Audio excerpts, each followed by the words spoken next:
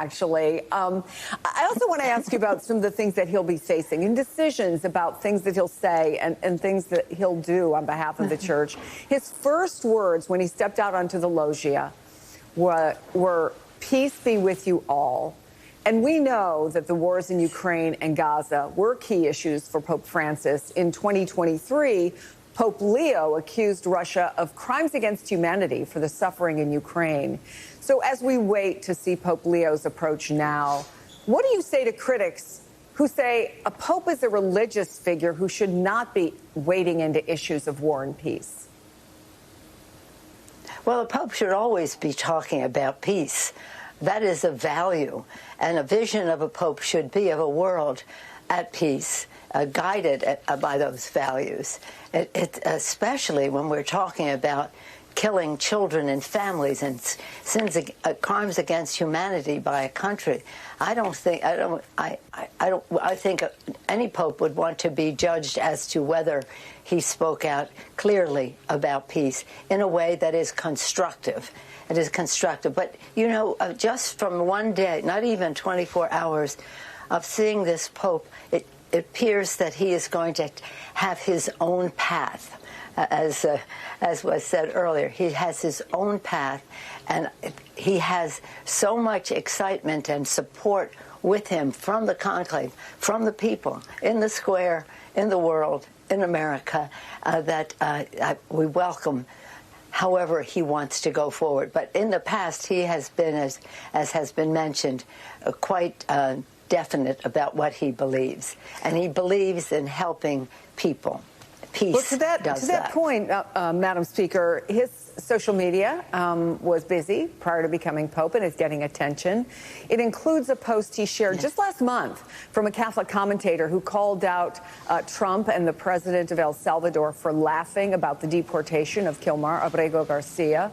And then in February, he also reposted an article from the National Catholic Reporter that was titled, "J.D. Vance is wrong. Jesus doesn't ask us to rank our love for others." He was responding to the VP's assertion that care for the rest of the world came in last after family, neighbor, community, and fellow citizens. This new pope is said to be acutely aware of conditions forcing migration, of the vulnerabilities of migrants. Do you think that at this moment, when so many people are looking to him, he could be impactful as a moral and ethical voice on that issue that we're dealing with when so many people are being mass deported or fear it?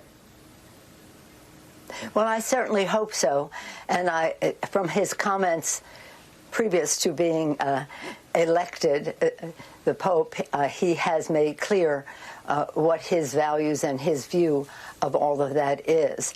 And it is important, it is really important for us to listen to the words, both of our elected officials when they say what they say about ranking people and their importance, and our religious leaders. Now, let me just tell you one thing more about His Holiness. He is, he's from the Augustine order, which he headed, and all the rest. So St. Augustine is special to him. St. Augustine was also very special to Pope Benedict. That was his favorite saint, St. Augustine.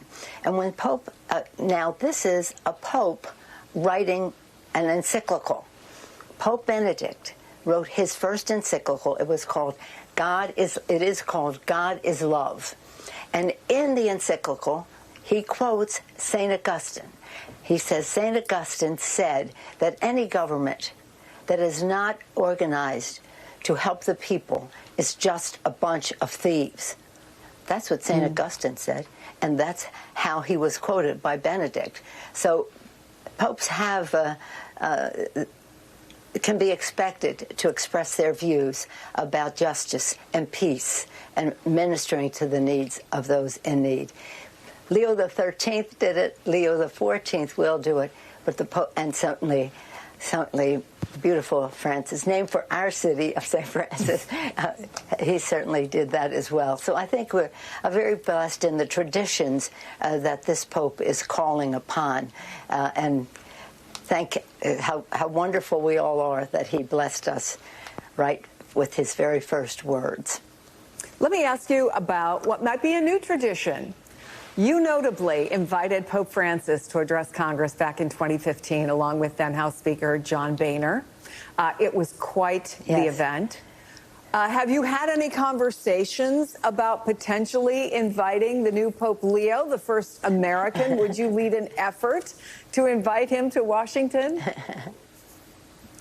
Well, I think it would be very exciting, but of course that this isn't even a day old, and it was pretty. I can just say this: it was pretty thrilling when Pope Francis addressed the Congress of the United States. He talked about saving God's creation, this planet. He talked about ministering to the needs of the poor.